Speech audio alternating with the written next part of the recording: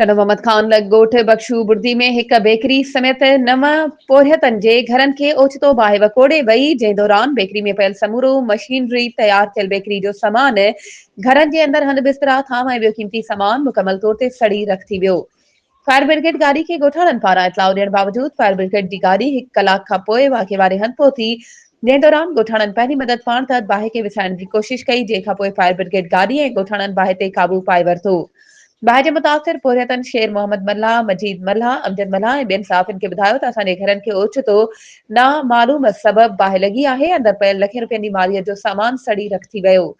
असां पंहिंजी मदद पाण तहत पंहिंजा छपड़ा हणी बचनि ॿारनि खे सख़्त सीअ में विहारण ते मजबूर आहियूं। असांजी पूरी तौर सहायता करे असांखे पंहिंजे ॿारनि जी पनाह लाइ टेंट ऐं खाद खुराक जो सामान सरकार तरफ़ां इमदाद कई वञे।